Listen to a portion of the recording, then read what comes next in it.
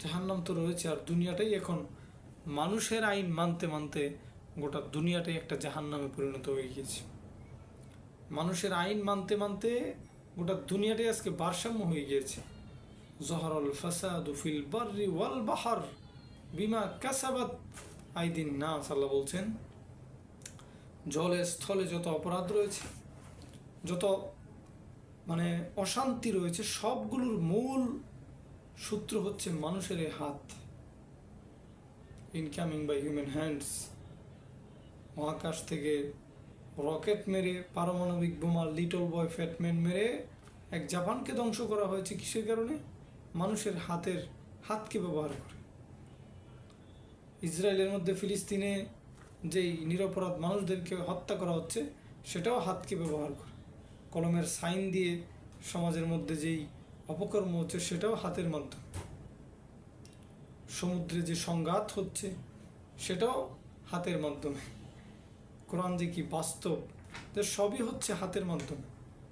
সুতরাং এই পৃথিবী ইসলামের দিকে ফিরে না আসলে সেটা শান্তি অর্জন সম্ভব। সব কিছু এখন আমাদের মহা ক্ষতির কারণ হিসেবে দাঁড়িয়ে গিয়েছে।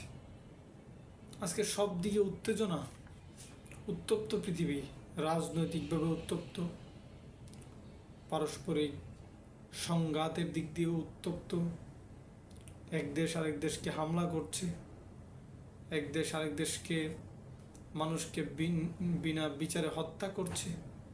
আসলে পৃথিবীটা এখন একটা অস্থিরতার দিকে যাচ্ছে।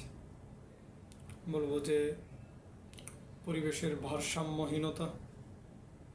পৃথিবীর যে সমস্ত দেশকে আমরা শান্তিপ্রিয় দেশ হিসেবে জানি বা নিরাপত্তা সবচেয়ে বেশি ওই সমস্ত দেশে আমরা জানি, এগুলোর দেশের মধ্যে মানসিক যন্ত্রণা যে কত বেশি, এটা যদি একটু কোনো ক্যালকুলেট দিয়ে পরিমাপ করা সম্ভব হতো তাহলে এটা দেখা যেত।